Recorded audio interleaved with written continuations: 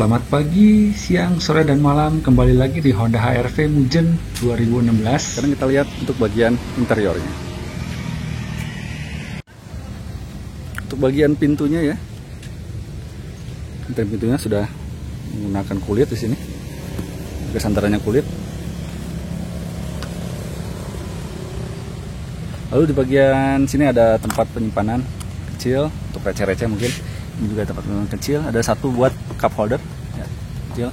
Ada speaker dan ini untuk spion, untuk melipat spion atau folding spion. Walaupun belum auto folding ya, ini harus dipencet dulu.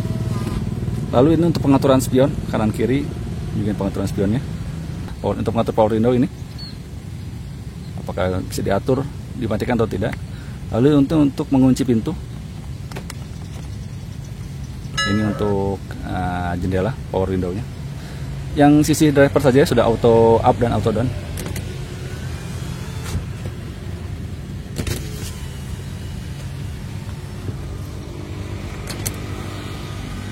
Kita bagian interiornya sekarang. Nyalakan dulu AC-nya.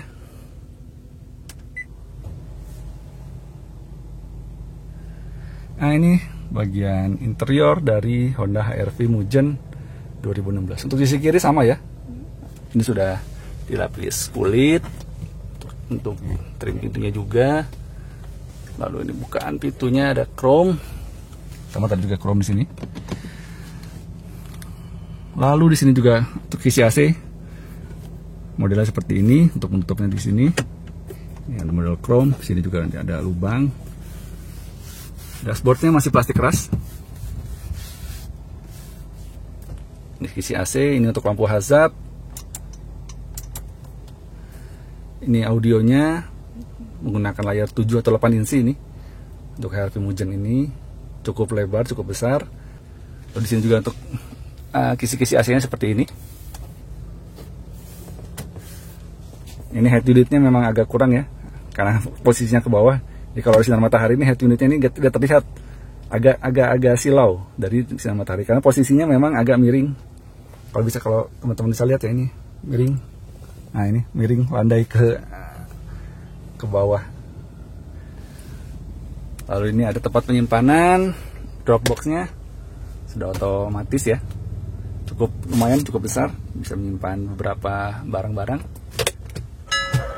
Lalu ini untuk kisi-kisi AC-nya lengkap, sudah digital, ada autonya juga, pengaturan auto. Nah, ini kalau kita matikan autonya, chat yang di sini. Untuk pengaturan hembusan anginnya, kipasnya seberapa besar, dari tampilannya. Lalu ada, sini udah touchscreen ya, jadi semuanya touchscreen untuk layar AC-nya. Ada mode AC-nya, bisa ke arah kita, arah kaki, lalu juga arah kaki saja. Kalau tadi arah kaki dengan arah badan ya. Lalu ada untuk mengambil udara dari luar. Ini untuk mengatur suhunya, bisa kita atur secara manual atau mau tadi seperti tadi auto juga bisa. Untuk mematikan dan untuk menghidupkan AC-nya, ini AC-nya mau kita on-kan atau off-kan. Ini untuk mengambil udara dari luar. Ini untuk sirkulasi udara di dalam. Untuk rear defogger. Jadi ini untuk front defogger. Jadi itu AC cukup lengkap. Tombol engine start stopnya di sini. Di sini di bagian tengah ini sudah agak jahitan ya, walaupun sudah cukup soft touch di sini bagian tengah ini. Ini setirnya udah dilapis kulit, cukup nyaman digenggam. Untuk klakson di tengah, logo Honda. Sini untuk pengaturan audio. Ini volume dan juga untuk track.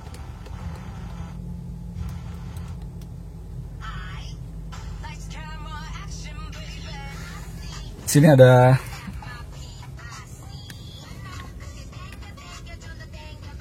aksen piano blacknya di sini ya. Dan bagian tengahnya ini agak bolong-bolong.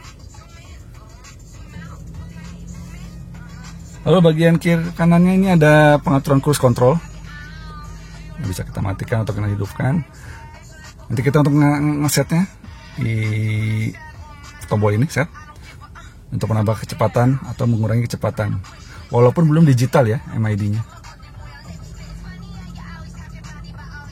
Speedometernya belum digital, jadi nanti kalau kita mengatur ini memang harus agak dilihat di speedometernya. Untuk membatalkannya tetap sensor saja. Ini tombol cruise controlnya. Lalu ada pedal shift untuk menambah atau mengurangi kecepatan. Ini cukup berguna untuk akselerasi, terutama kalau untuk mendahului atau menyalip kendaraan lain. Lalu biasa di sini ada wiper, sudah intermittent, otomatis, rear, belakang, depan. Jadi untuk ini tombol lampu ya, sini untuk mengatur lampunya. Ini pengaturan setirnya udah lengkap ya, udah tilt dan teleskopik. Kita di sini untuk ngaturnya. Kita pencet. Nah, sudah tilt, bisa naik turun dan juga teleskopik. Nah, ini untuk cluster MID-nya dari Honda HR-V Mugen eCVT 2016. Sepertinya sama dengan tipe yang HR-V biasa. Jadi ada speedometer masih analog, juga ada untuk RPM. Ini ada untuk di transmisi ya, yang di bawahnya itu P. Lalu ada tanda parking brake untuk tanda-tanda lainnya. Ini untuk MID-nya sudah digital, tapi masih memang warnanya masih belum berwarna, masih single tone. Untuk mengaturnya di sini kita ngeceknya. Ada apa aja di sini? Ada waktu, ada jam, ada odometer, ada trip A, ada suhu, dan juga untuk indikator bensin sudah digital. Jadi tidak banyak yang bisa diatur, tapi cukup lengkap. Ada average kilometer per liter, range, lalu ada trip A, trip B, dan juga pengaturan jam. Transmisinya CVT, saya bilang ini karena ini Mugen ya. Ini ada logo Mugen lagi di sini nih, tambahan emblem logo Mugen. Transmisi CVT ini cukup halus dan juga cukup responsif. Ada P untuk parkir, R untuk mundur. Kamera mundurnya tadi yang saya bilang cukup bagus ya, cukup bagus lah, tapi memang menurut saya kurang begitu jelas, kurang begitu presisi. Lalu untuk di netral, untuk D, untuk gigi, dan S ini untuk kalau kita menambah kecepatan, atau juga bisa menggunakan pedal shift tadi ya. Lalu ini sudah otomatis, rem tangannya sudah ini ya, sudah otomatis. Jadi kita tinggal pencet di sini. Atau mau brake hold. Bagian tengah juga sih sudah ada tempat penyimpanan, bisa untuk botol ataupun penyimpanan lainnya. Ada 2. Sini ada armrest cukup empuk walaupun kurang tinggi posisinya menurut saya.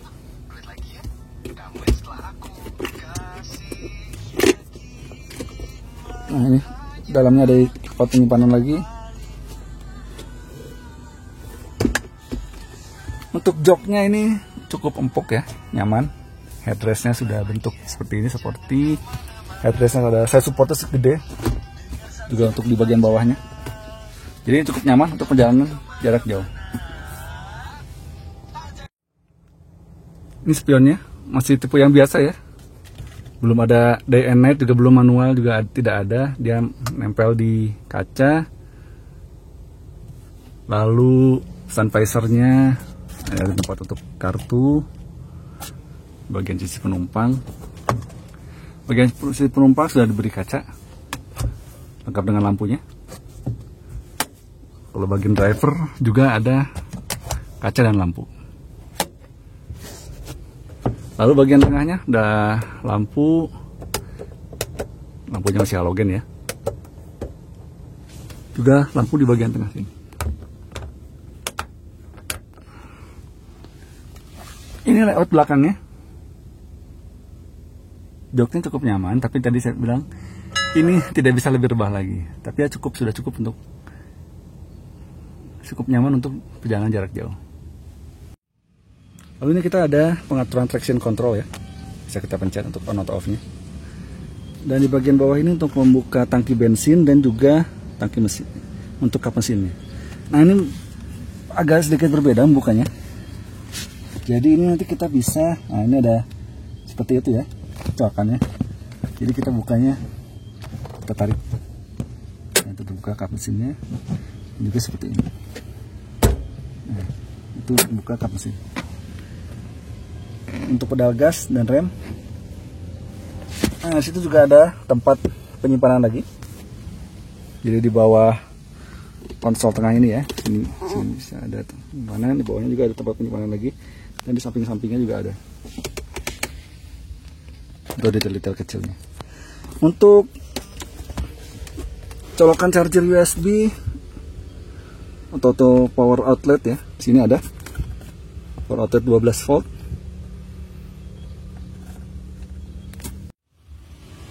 Ini untuk jok depan sudah bisa diatur ketinggiannya maupun untuk recliningnya. Nah, bisa kita atur mau kita rendah atau mau ditinggikan. Masih manual tapi ya.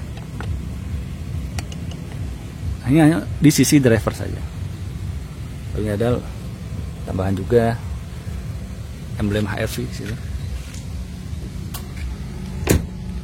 Lalu kita di sisi belakang.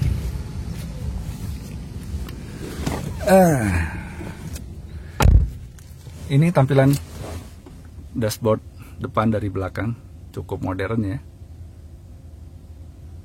untuk mobil tahun 2016. Di belakang sama, ini sudah soft touch,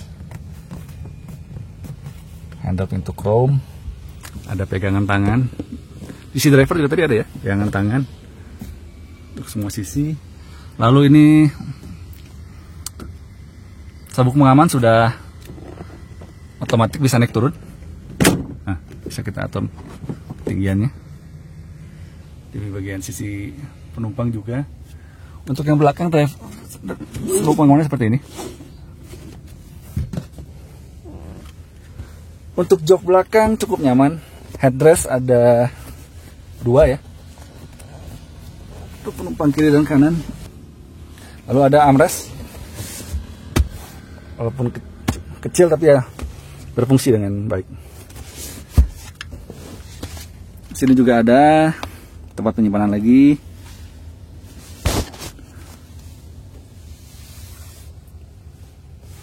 Juga ada speaker, power window, buat penyimpanan lagi di sini.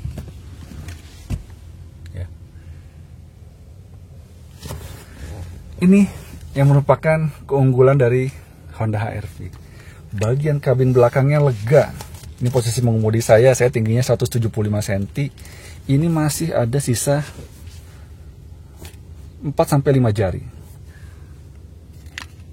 Untuk headroom juga cukup lega, masih ada. Ini cukup nyaman kalau di belakang ya, lega, enak. Lagi kita di bagian belakangnya, bagasinya. Ada yang menarik sini untuk car seat untuk anak ya di sini.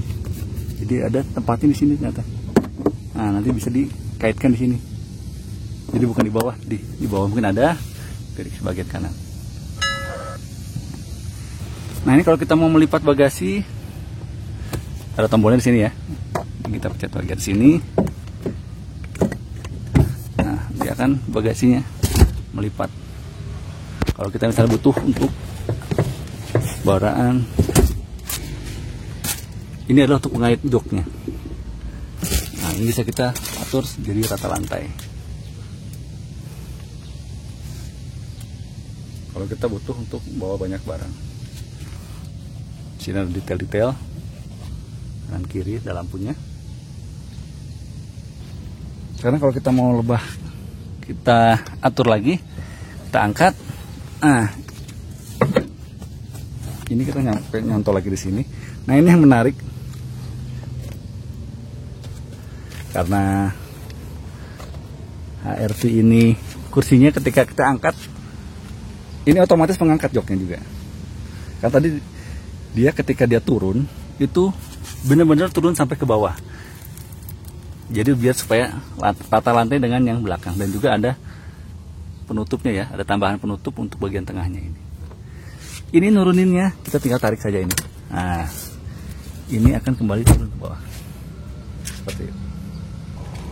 Sama bagian kanan kita angkat. Kita atur sampai ini nempel. Ini kita tarik. Ini kita tarik ya. Nah, ini akan kembali seperti itu. Di bangku tengah juga udah dikasih sabuk ya. Jadi tengahnya juga sudah bisa menggunakan sabuk pengaman. Jadi belakang sudah kasih 3 sabuk pengamannya. Dan yang menarik ternyata saya baru tahu bangku pelagang ini tidak bisa direbahkan lagi. Jadi ini otomatis sudah yang paling rebah. Jadi agak tegak. Tapi masih nyaman sih. Mungkin itu video mengenai review singkat eksterior dan interior dari HR-V tipe Mugen eCVT tahun 2016. Jadi ini tipe yang tengah-tengah. Kalau tipe tertingginya ada yang tipe Prestige. Itu perbedaannya, ada sunroof dan juga mungkin head unitnya lebih besar. Dan pengaturan AC-nya sepertinya sudah auto climate control. Kalau ini kan hanya pengaturan auto saja, belum climate control. Mungkin itu dulu video singkat dari kami. Semoga video ini bermanfaat bagi teman-teman semua.